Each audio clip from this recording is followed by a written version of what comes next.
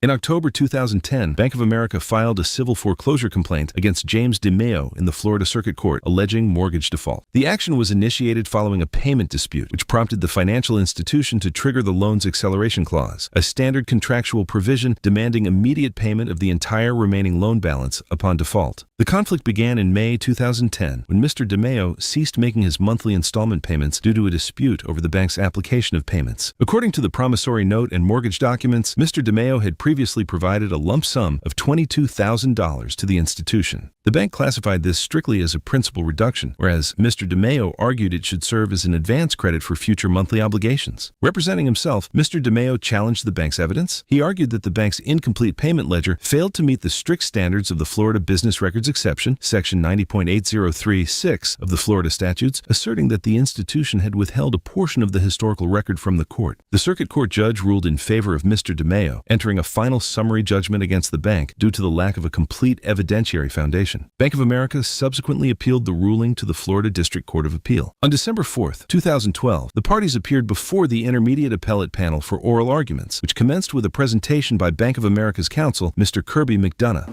Good morning. Good afternoon. I guess it is right now. We're getting there. Please the court. My name is Kirby McDonough. I'm an attorney for the Appellate Bank of America in this matter, and I'd like to reserve 5 minutes for rebuttal, please. Okay, thank you. Okay, this matter concerns a residential foreclosure matter, and just a brief recitation of the facts. The appellee, Mr. DeMeo, executed a note and mortgage with the Bank of America back in December of 2004. Moved forward a few months to July of 2005, there was a $22,000 payment made to the bank.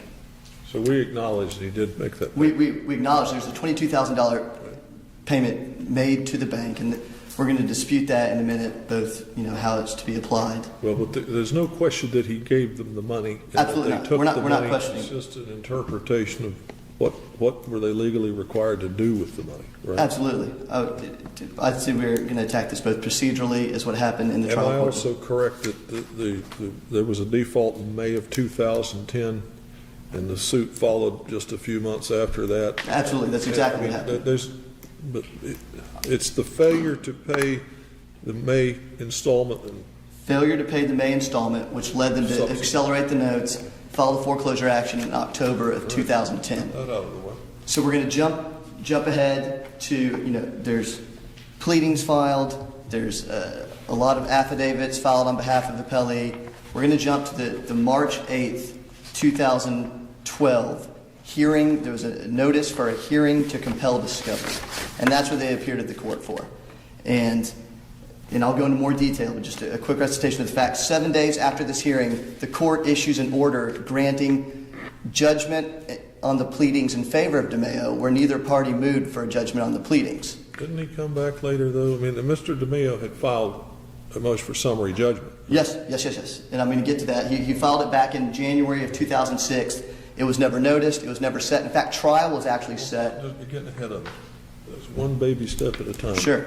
He did file a motion for summary judgment. He filed an affidavit of motion for summary judgment. Did not the trial judge follow up and say, I'm sorry, I meant to say summary judgment, not judgment on the pleadings? He did. After no party moved for judgment on the pleadings, we requested a rehearing. Then he goes, you know what? Because I adduced evidence, I'm going to say it was a motion in granting his motion for summary judgment. Now here's where the problem comes, is there was no evidence attached to his motion for summary judgment. The appellee has presented no evidence to this court, and I think it's very, very important that we look to the language of the order, what the judge says, his reasoning for finding what he does, and that is wasn't your argument that the way the loan documents were written, Mr. DeMeo's instructions were a nullity because the loan documents prohibited the application of those funds to future payments and required that it go to principal? Not only does the note provide that, he's contractually bound to that. Yes. So that was your argument. That is part of the argument. In fact, at that hearing that the judge kind of took a shortcut down a black alley, he went from motion on the pleadings and then really came back and said he's going to call it summary judgment. No, at that rather bizarre hearing, yes, counsel for the bank said, Your Honor, our presentation is in our documents. You got it. We agree. Go ahead and rule. No. So why isn't the judge? Why isn't this a basis of whether the judge read the documents properly or not? It's both. It's procedurally and substantively. I'm going to tell you right now. Mr. DeMeo in every pleading never alleges that he paid money to future reoccurring payments. He never alleges this. Most of your brief complains about a due process violation, and the judge just somewhere out of thin air says, "Oh, while I'm here, I think I'll just grant this guy's motion for summary judgment." And the appellee says that the parties agreed that the judge could rule on. Let me finish. Sure. That the judge could rule on it based on the papers that were submitted. Judge, did that happen or not? Your Honor. Did that happen? No, not like that, Your Honor. I'd like to bring your attention. I have the transcript right here, Your Honor, that was provided from. This is the transcript you objected to us looking at. We did, because we didn't have enough time to look through it, but we did look through it, and it looks like that the court says we need to tee this up for a decision. That is what the trial court said, and both parties said, "Are you okay with that? You okay with that?" And then he goes, "You know what? I'd like the bank to prepare numbers, an affidavit, something of the numbers that's going on." And then he says later. But with all, let's be fair. If you go back at the very beginning when the judge said, this is what the judge said, well, the big picture in all of this has to do with whether, and he was talking to Mr. DeMeo, you should be entitled to a prorated pay down of $22,000. Then he says, I agree. And then the court then says, all right, here's what I'm going to do. He says, all right, my preference, if both sides would agree to this, would be instead of dragging this out, let me look at this submission, let me make a decision that comports with the law, the equity, and with common sense, and then issue a decision, and let's stop the bleeding. And both sides said, yes, sir, and then the court said, and if you're both in agreement, both of them said, it's fine with us, Your Honor. How can that be a violation of due process?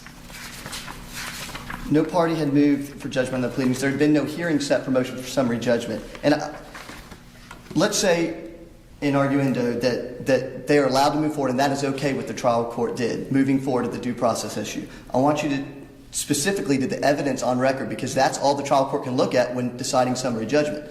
And so the evidence is we have a receipt from the bank that says cashier's check for principal reduction, page 51 of the record, that says what he paid that money towards. We have the language of the note, specifically section 4 of the note, I have the right to make payments of principal any time before they are due. A payment of principal only is known as prepayment.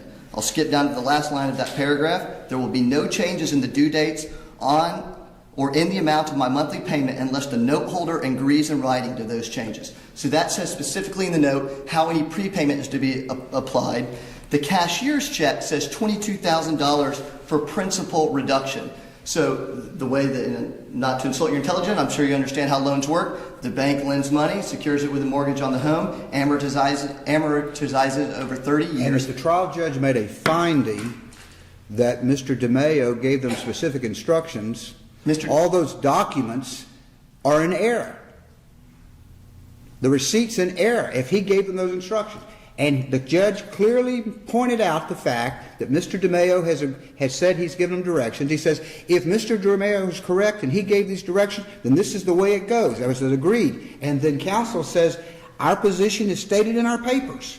Judge, you're missing, with all due respect, you're missing that he never alleges that he made future reoccurring payments. He never directed to the bank. He alleged, okay, the trial judge, for whatever reason, out of the blue, said, Mr. DeMeo, I think is going to, he didn't say that. He said, Mr. DeMeo has said he gave directions when he made those payments to apply it to future payments. I will challenge you on that, Judge. That did All not right, happen. let's read what the trial judge said. I'll read the transcript to you. The big picture has to do with all of this, whether talking to Mr. Mayo, you should be entitled to pay the prorated pay down of the $22,000 based upon what you say were your directions. Now, are you telling me that Mr. DeMeo had never told the judge that he had given those directions? Yes, Your Then Honor. how did the judge come up with that statement? That's exactly why we're here, Your Honor, because that statement, I'm looking at the pleadings. This judge just made up a fact? That is why we are here, Judge, because He looked at evidence that wasn't on the trial court record. Now, wait a minute. That's the problem. Yes.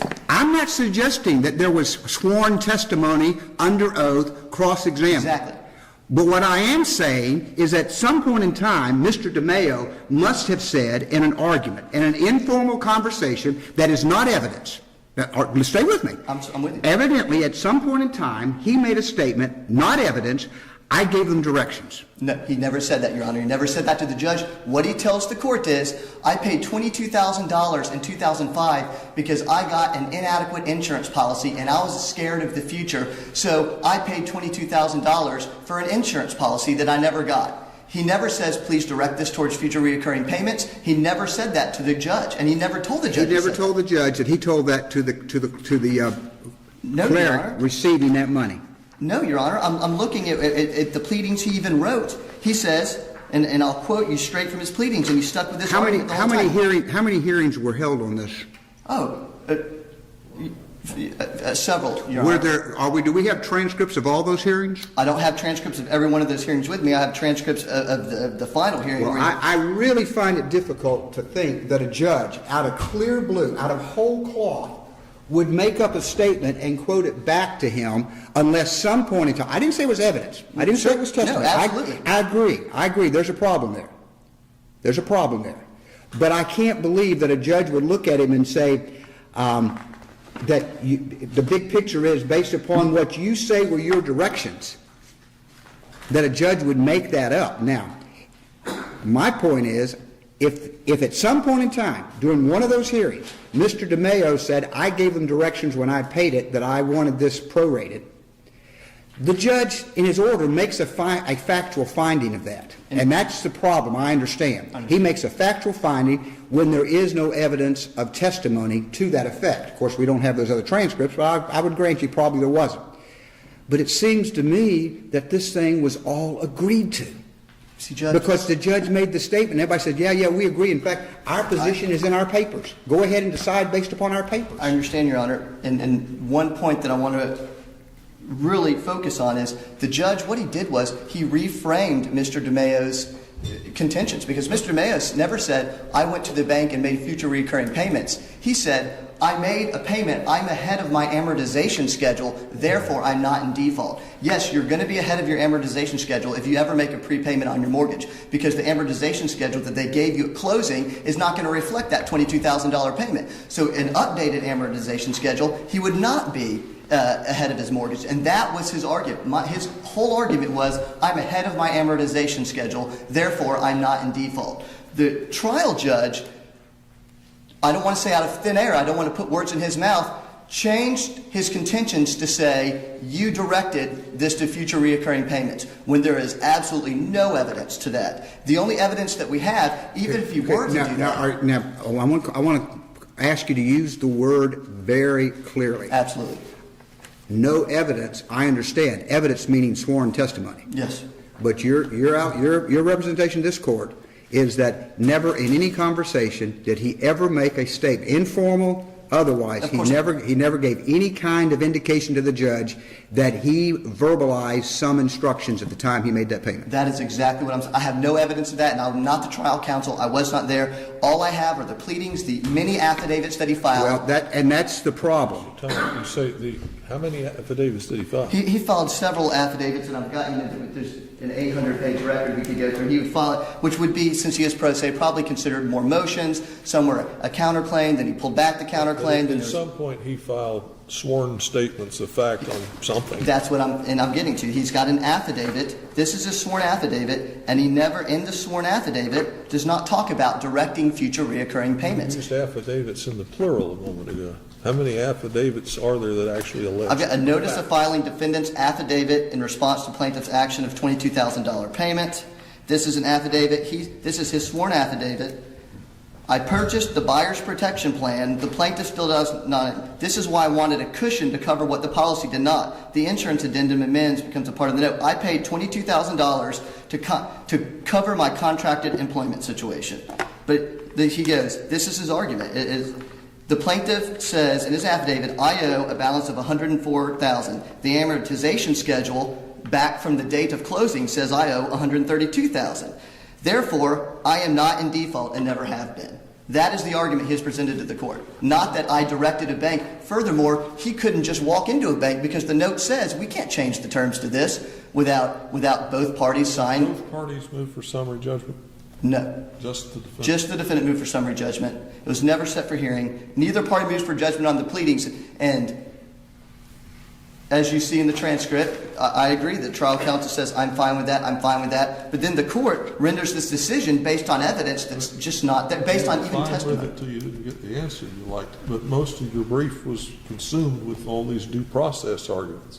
I understand that, Your Honor. There was a lot of due process argument. What I'm interested in is whether he should have granted it or not. I think that the substantive argument is a lot stronger argument that there is absolutely no. We agree on that. So what time is left to you? Okay, I will save some time for rebuttal and let Mr. DeMayo. Okay, you're at 13:25, That's so you've got a fine. couple minutes. Judge Nelly Kuzam opened the appellate analysis by identifying a fatal instance of express waiver, the voluntary relinquishment of a known legal right. Under standard civil procedure, litigants are entitled to strict procedural due process, guaranteed by Article 1, Section 9 of the Florida Constitution, which ensures adequate advance notice and a meaningful opportunity to be heard before a court disposes of a case. However, Florida law operates on the principle that explicit, on-the-record consent supersedes standard procedural mandates under what is known as the invited error doctrine. By explicitly stating, "That's fine with us, Your Honor," when the trial court proposed bypassing a formal trial to review the files and make a final ruling, the bank's trial counsel legally waived the right to later claim a due process violation on appeal. The panel's substantive analysis then shifted to the terms of the underlying promissory note to evaluate the application of Mr. DeMayo's $22,000 lump sum payment. This issue hinges on the mechanics of amortization, the structured periodic reduction of a debt balance over time. Under Section 4 of the standard uniform promissory note used across Florida, any payment made before its regularly scheduled due date is contractually defined as a prepayment. The contract explicitly mandates that a prepayment of principal applies directly to reduce the total outstanding balance and shorten the overall life of the loan.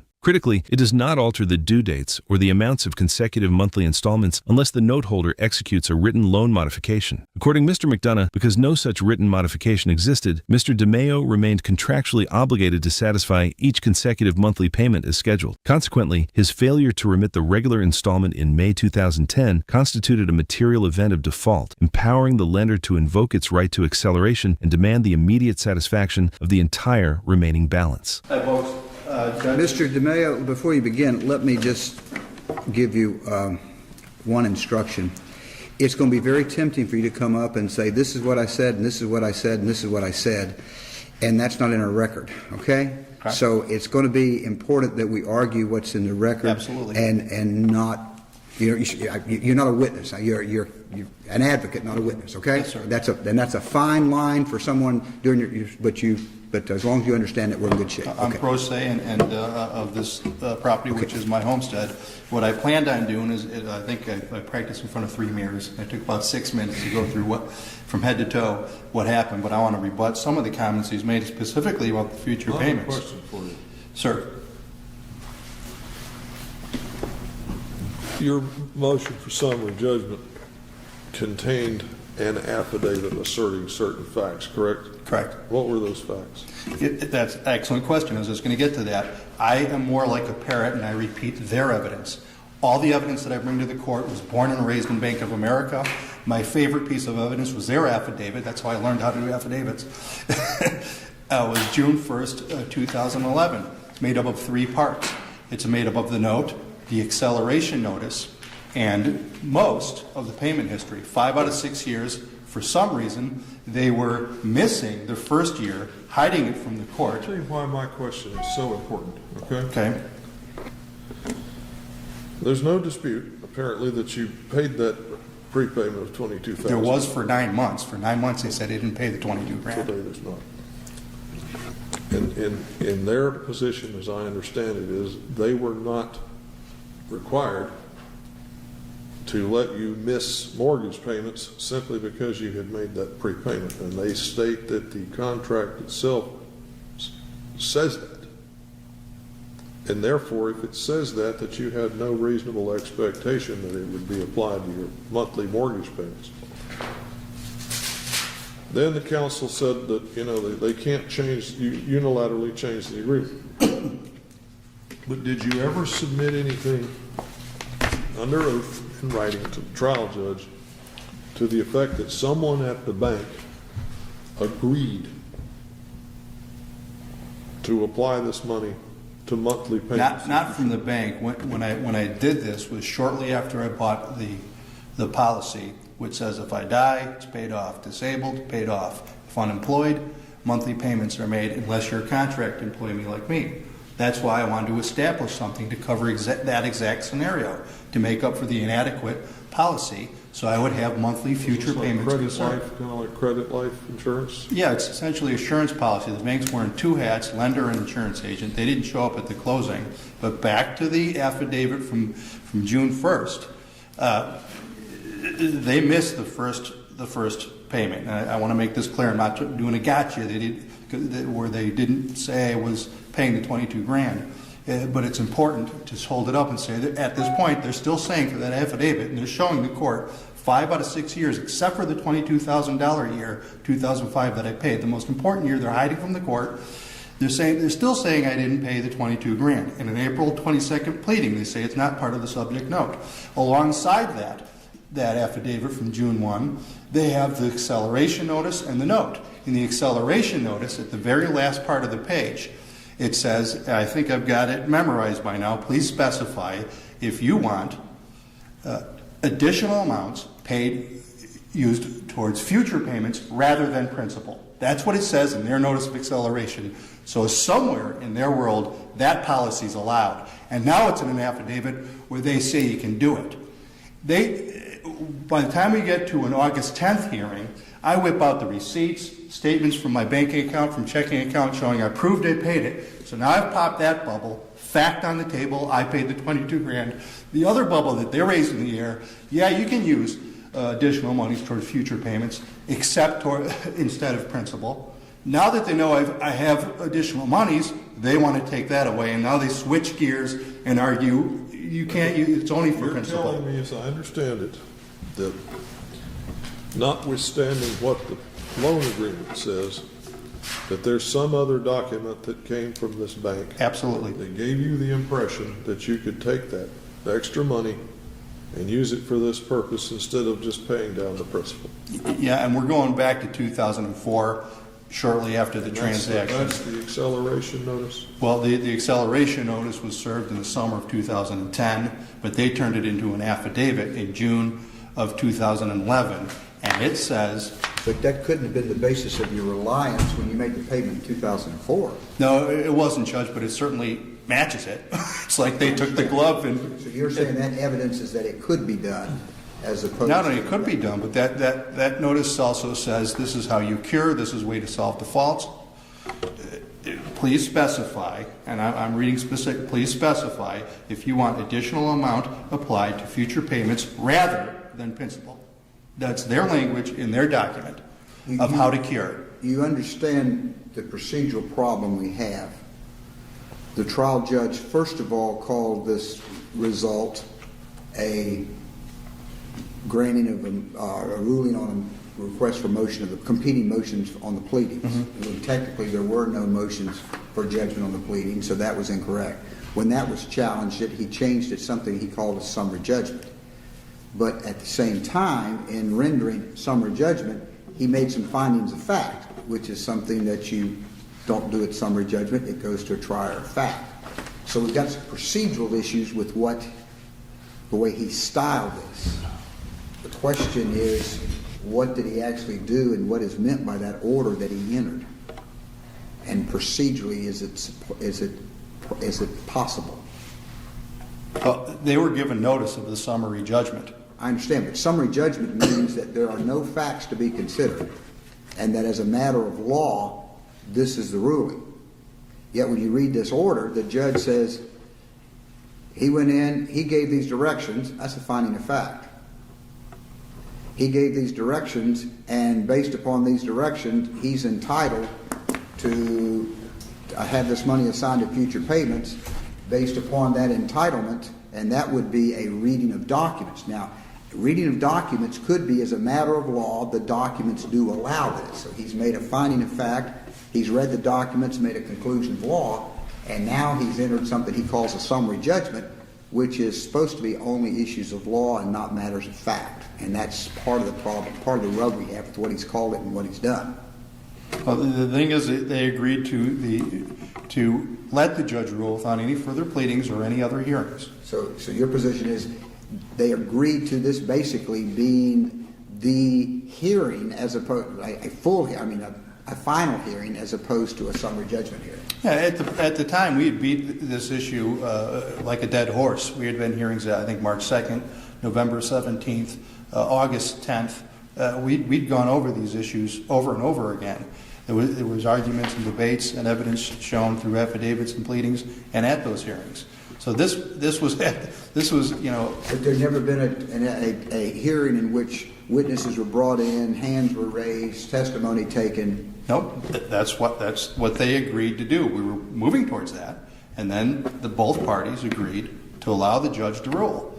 And you know, I submitted the transcript. These folks filed an objection, 11 pages long, and this gentleman just said, because we didn't have time to read a 10-page transcript, they don't like what it says because it pops their latest balloon. We didn't agree. Well, now we know they did agree. It's in a position where I believe that any other judge would come to the same conclusion. I think a layperson would come to the same conclusion. I paid more money than I had to, sooner than I had to, and they're telling me they're going to foreclose.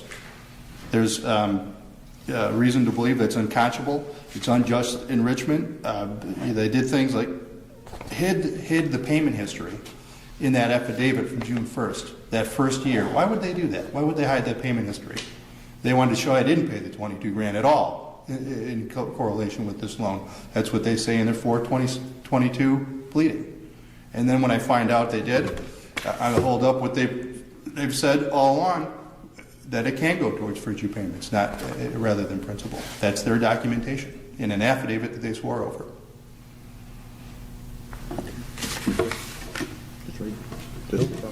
No questions.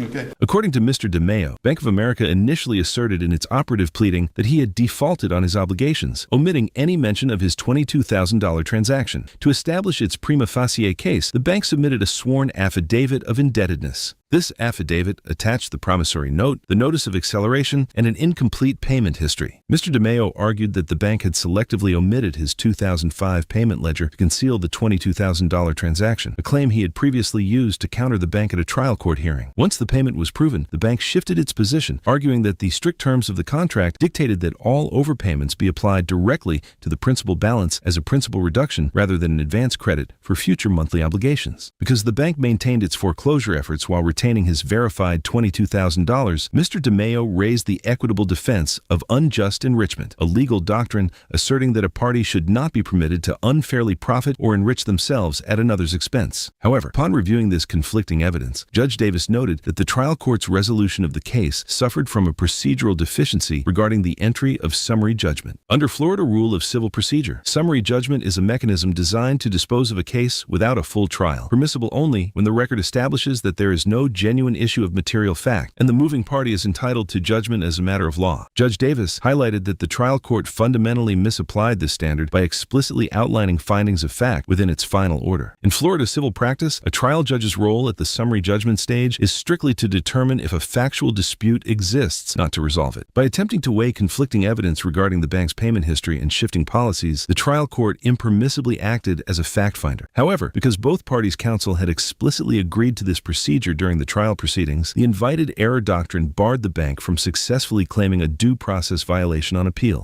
Question for you, young man. Excuse me, Your Honor? I have a question for you. Yes, sir. There's several. Yes, sir. Please understand that my brain is much older than yours and probably not hardly anywhere near as efficient, but I take baby steps. Yes, sir. Again, there's no dispute that he paid the $22,000. Yes, Your Honor. And I'm not the trial counsel. I don't know what transpired at the beginning of this case. Maybe they said we don't. I'm not worried about that. No, sure. All I'm worried about is today. There's no dispute he paid the $22,000. No dispute. There's a $22,000 payment from July. And the loan agreement, the mortgage or whatever, says that if you can do that, you can pay in advance. It will be applied to reduce the principal only, correct? It does say that. Yes. All right. But it will not be used to lower or skip mortgage payments. Yes, exactly. In fact, the last paragraph says you'll pay each monthly payment as it is, as he did for 3 years. But by paying down the principal, if that's what the money should be used for, that is presumably at some advantage to the borrower. Over the life of the loan, you will save a significant amount of money. Over the life of the loan, That is meaning when you get to the end of the payout, you're paying down principal only. At that point, that money's already been paid.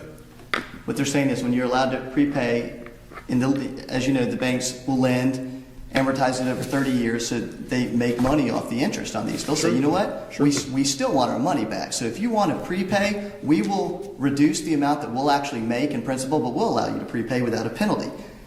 However, it's going to be reduced to principal, applied to principal, and then it says specifically, pay each month continually, which I he did. understand that. That's Yes, what sir. it says. That's what it says. Yes, sir. Now, tell me your take on this language of this document he read to us that came in connection with the acceleration notice that he seems to interpret as giving him the option of converting that prepayment to the missing mortgage payment. And I'll have my colleague look for that. I do want to note on that, if any acceleration notice that came to him in May was 3 years after he made that $22,000 payment. That's fine. So when he made that $22,000 payment, he would have had no premonition that it would be applied to future reoccurring Well, I payments. understand at the time he made it, but if you sent him a document that led him to believe, well, you know, you missed your mortgage, we're demanding payment, but you can apply that prepayment. In other words, you no longer get the advantage that you have from having paid down principal because this money can no longer be used to pay down principal. But he interprets it as saying, you know, he can sort of subtract some of that prepayment and apply it to his. I'm going to take the benefit, but if I ever default on my mortgage, I'm going to be able to go back in time and say, whoa, whoa, whoa, whoa, I meant that to go to cover in case this ever happens. He says that the language gave him reasonable belief he could in fact do that. Yes, Your Honor, we're going to look for that paper right now. And more importantly, while he's finding this, I just want to, he did acknowledge that he never went to a branch and said future recurring payments, as the order says that he did. So, you know, even he acknowledges that language, he just said that you never went. Okay, Yes, Your I'm Honor. not worried about that. I want to know about this acceleration I notice. did it for that purpose, Acceleration. the insurance policy.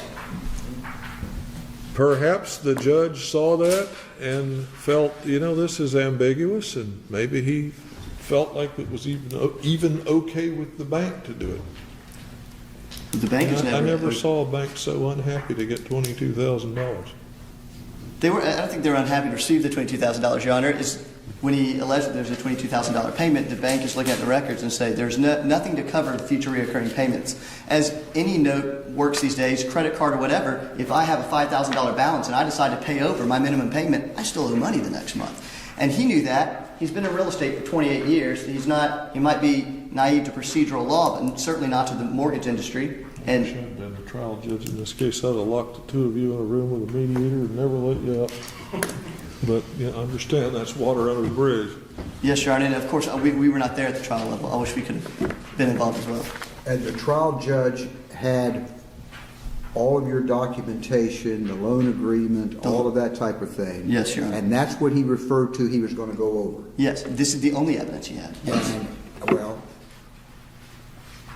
And then he makes the finding that the money was paid, that directions were given, Yes. and that based upon, I guess, after reading the documents, he was entitled to the benefit of having it prorated over future payments. The trial judge made that The finding. trial judge found a finding that he directed payment to future reoccurring payments and that the bank accepted it.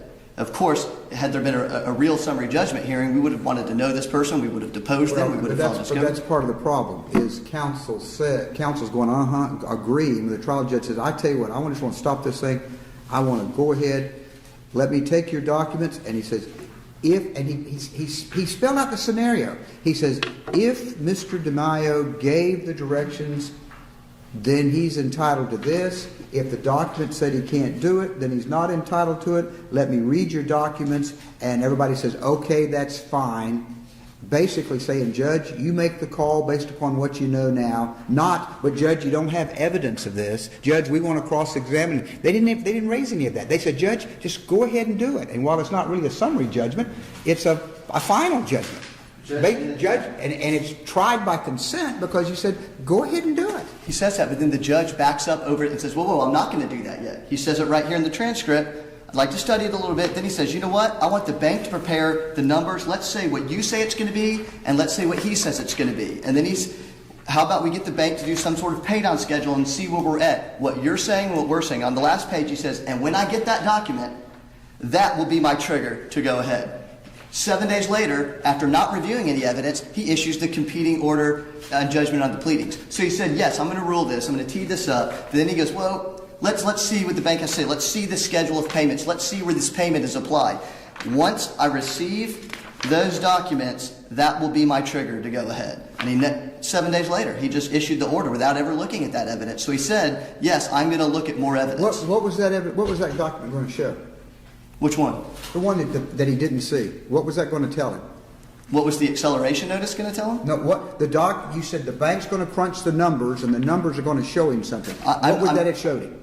It would have showed certainly how the prepayment was applied back in 2000. You take the benefit of the prepayment, the principal reduction for 3 years, and then it would have showed him where the mortgage is at, because he argued that he's ahead of the amortization schedule, and that is where the court is confused. What that document was going to show was not really whether he was entitled to future relief. It was going to show whether how far that relief was going to apply. He's asking you how far apart are you, and maybe you can work something out. That's what that sounds like to me.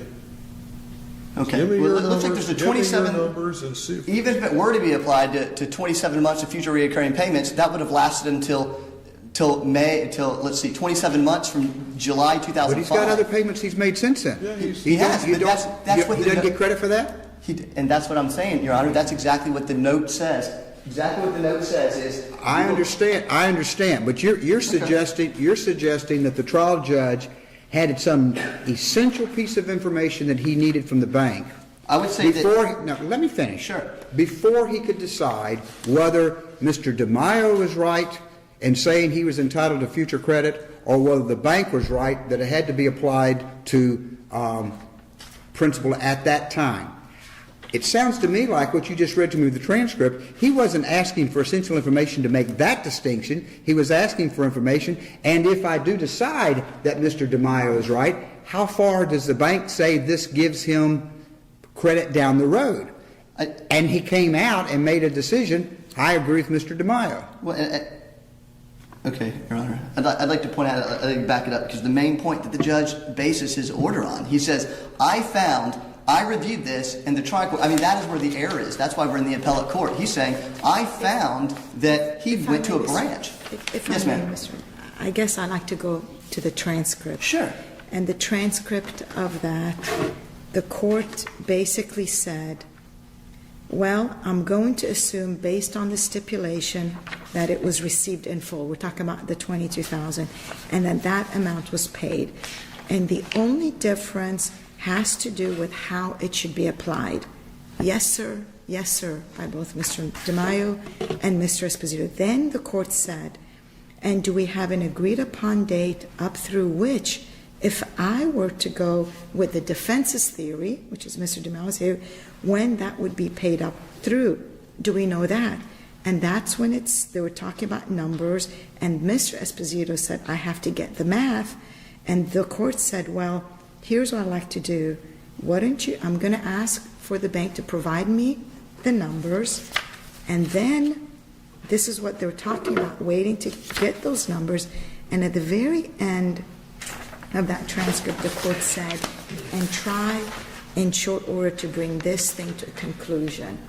Sure. That leads me the impression the parties, as well as the court, asked the court to bring this all to an end. It goes back to a due process. I realize your position about your objecting certain things, sure. But if the parties would agree to have the court decide on an issue, where would the due process violation come in? And I go back to that. And as I briefed this, and when we first briefed this, I was not the trial counsel. When we asked the trial counsel, any transcripts, any evidence that we can have so we can support our argument to the court? No trial transcripts. In your brief, you say that had the $22,000 been applied to installments, it would have covered 27 months. And he missed 5 payments. No, he hasn't paid since May 1st, 2010. So there's been no mortgage payments for almost 27 months. He won the case. What's that? He won the case. Okay, so here it is. And I think we're losing focus of the actual order that he did, or the evidence, okay. because Let me stop. You say in your complaint he missed the May installment. May installment missed it. And then you filed your complaint in October. Yes, sir. When was the hearing? The hearing for March 2008. Or, I'm sorry, March 8th, 2012. Excuse me. And that's less than. You're less than a year. That's less than 27 months later. No. No? May 10th, it would be the fall of 2012. I was covered for that. What I'm saying is, May 10 he misses the payment. March 12 you have the hearing. The judge makes a decision in March of 2012, correct? Yes, sir. That's not 27 months later. No, you're right. So basically, if we applied as the defendant is arguing, as the appellee is arguing, we would contradict the note that he is bound to, contradict the payment schedule, and say that he went to a branch and directed a payment when that didn't happen. So if we want to go against the I'm not sure he's saying that. That's what I'm That's hung up on. what the Because judge said. when he, never mind. I'm sorry, Your Honor. No, never mind. Okay, you need to wrap it up. I've kind of let this go on, but we've all had a lot of questions of you. Sure. I thank you for your time. I certainly didn't, want to annoy you. I just wanted to get to the point of the evidence that the judge relied on when rendering his decision. Therefore, it should be reversed back to the trial court level, allow Bank of America to proceed with its foreclosure action, and certainly there's issues of material fact that if he wants to raise at trial, that would be the appropriate place to do that. Thank you for your time. Very good. Mr. McDonough argued that mortgage prepayments are strictly governed by the four corners of the underlying promissory note, which dictates that lump sum payments apply solely to principal reduction rather than disrupting the schedule of future monthly installments. He contended that while a principal reduction provides a clear financial benefit by lowering the total interest accrued over the life of the loan, it does not relieve a borrower of their independent covenant to pay, meaning the separate, ongoing obligation to make consecutive monthly payments. Mr. McDonough further contended that the trial court committed a reversible error by entering a final judgment without reviewing the bank's verified accounting schedules or conducting an evidentiary hearing. He argued that by failing to wait for these financial calculations, the court violated the bank's procedural due process rights by denying it the opportunity to present its complete loan ledger. However, Judge Kuzam countered this position by referencing the trial transcript, emphasizing that both Mr. DeMeo and the bank's trial counsel had stipulated on the record that the sole remaining issue for the court to resolve was the purely legal question of how the prepayment funds should be applied. Judge Kuzam directly challenged the validity of the bank's due process claim, noting that because both parties explicitly consented to submit this single issue to the court for a final determination, the resulting judicial ruling cannot be characterized as a procedural violation. Unfortunately, the decision of this case was not published by the Supreme Court. This case presents fundamental questions about contract interpretation and the application of prepayments in residential mortgage foreclosures. Mr. DeMeo challenges the validity of his default by alleging that Bank of America's acceleration action ignored his amortized credits. The law distinguishes between a principal prepayment, which strictly reduces the outstanding balance without altering due dates, and an advance payment credit, which legally excuses future monthly installments. If Bank of America unilaterally altered the payment terms or explicitly invited future payment allocations through its acceleration notice, it would render the foreclosure action invalid for lack of an actual contractual breach. However, Mr. DeMeo failed to provide record evidence or a sworn affidavit of an explicit agreement with the bank. But because during the hearing both parties had agreed to the suggestion of the district judge, this could not be considered a violation of the due process